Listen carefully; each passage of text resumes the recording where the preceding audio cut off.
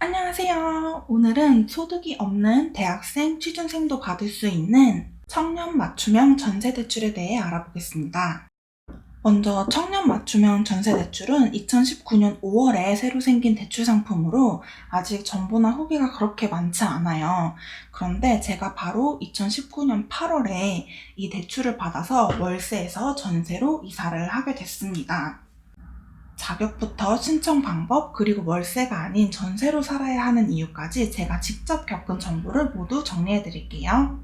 첫 번째, 지원 자격입니다. 나이는 만 19세부터 34세까지, 소득은 부부 합산 연간 7천만 원 이내이고요.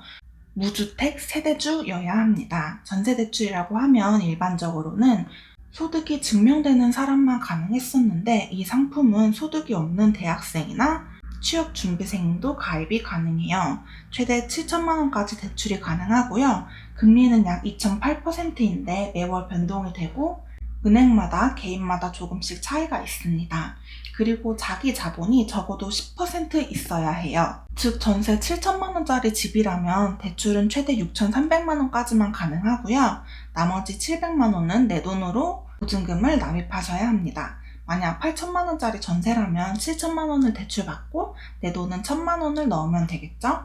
다음으로 신청 방법에 대해 알아볼게요. 먼저 신분증과 건강보험 자격득실 확인서를 지참하여 은행 영업점을 방문합니다. 건강보험 자격득실 확인서는요, 건강보험공단으로 전화를 하시거나 온라인 홈페이지를 방문하셔서 준비하실 수 있습니다. 은행원님께 청년 맞춤형 전세대출을 받고 싶다고 말씀을 드리면 대출이 가능한지, 내 한도는 얼마인지를 알려주실 거예요. 이렇게 조회를 하고 나면 이제 전셋집을 실제로 구하러 다닐 차례인데요. 여기서 또 주의할 점은 모든 집이 대출이 가능한 것은 아니다 라는 거예요. 건물에 대출이 많이 껴있으면 근저당이라고 하죠. 대출 승인이 안 나거나 일부만 날 수가 있어요.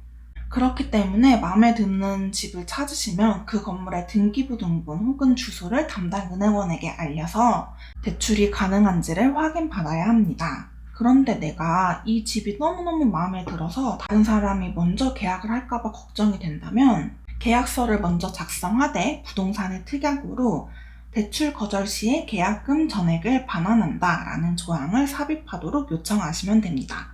물론 집주인의 동의가 필요하고요. 이렇게 하시면 혹시라도 대출이 거절되어 계약이 파기되더라도 계약금 전액을 돌려받으실 수가 있어요. 계약금은 통상 전세금의 5%이니 미리 돈을 준비하셔야 하고요. 무사히 계약서 작성을 하시고 대출 승인도 받으셨다면 동사무소에 가서 계약서의 확정일자를 받아 은행에 제출해야 합니다. 이때 금리나 이자 지급일 등에 대해서 설명을 듣고 결정을 하시면 됩니다. 계약서 원본을 꼭 잘 챙기셔야 하고요. 마지막으로 이사 당일이 되면 잔금을 지급해야 하는데요. 예를 들어 7천만 원짜리 전셋집이라면 통상 계약금은 5%인 350만 원입니다. 6,300만 원을 대출로 받는다면 이사 당일에 은행에서 집주인에게로 바로 6,300만 원을 송금합니다. 나도 집주인에게 남은 350만 원을 송금해야 해요. 그리고 또 남은 비용이 바로 복비와 인지세, 보증비용인데요. 복비는 부동산에 주어하는 부동산 수수료를 말하고요. 네이버에 복비 계산기를 검색해보시면 대략적인 금액을 아실 수가 있습니다. 인지세는 서류상으로 재산을 등록하는 과정에서 발생하는 세금인데요. 전세가 5천만 원에서 1억 사이에는 3만 5천 원의 비용이 든다고 합니다. 이것도 물론 주택 가격에 따라서 금액이 달라질 수 있으니까 미리 확인을 해보셔야 하고요. 마지막으로 보증비용인데요. 이 대출은 한국토지주택공사에서 보증을 서주기 때문에 가능해요.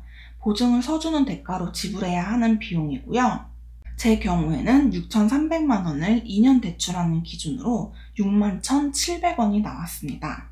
이것도 물론 대출액과 기간 등에 따라 차이가 있어요. 하지만 집 계약 시부터 이사하는 날까지 목돈이 준비되어 있어야 한다는 점은 같습니다. 돈에 관한 문제가 모두 처리되었다면 꼭 이사 당일에 동사무소로 가셔서 전입신고를 하셔야 되고요. 변경된 주소로 된 등본을 발급하여 은행에 제출하면 최종적으로 마무리가 됩니다. 참 힘들죠? 그래도 조금만 고생하면 매달 돈을 엄청나게 아낄 수가 있어요. 저는 보증금 500만원에 월세 40만원, 관리비 4만원, 수도, 전기, 가스요금 별도인 원룸에서 살았었는데요. 한 달 주거비가 약 50만원이었습니다. 이 대출을 통해 이사를 한 지금은 대출이자로 월 약 14만원, 관리비 5만원, 전기, 가스요금 별도여서 한 달에 약 25만원 정도를 주거비로 써야 해요. 그리고 넓이가 4.5평에서 7평으로 약 1.5배 넓어지게 됐습니다. 두 집 모두 지하철역에서 도보로 8분 거리이고요. 여러분 엄청나지 않나요? 왜 월세를 벗어나서 전세를 살아야 하는지 아시겠죠? 다음 영상은 부동산을 효율적으로 도우는 방법, 집 구할 때 체크해야 하는 것 등 여러분들이 실전에서 쓸 수 있는 꿀팁들에 대해 알려드릴 거고요. 대학력을 얻기 위한 전입신고와 확정일자 날인이 무엇인지, 왜 해야 하는지도 차차 알려드릴 거예요. 그리고 마지막으로 언니 저는 70만원도 없는데 전세금 10% 어떻게 부담하나요? 이렇게 말을 하는 친구들을 위해서 제가 목돈을 제 힘으로 어떻게 마련했는지도 차차 알려드리도록 하겠습니다. 이번 영상 도움이 되셨다면 좋아요, 댓글, 구독 눌러주세요. 안녕!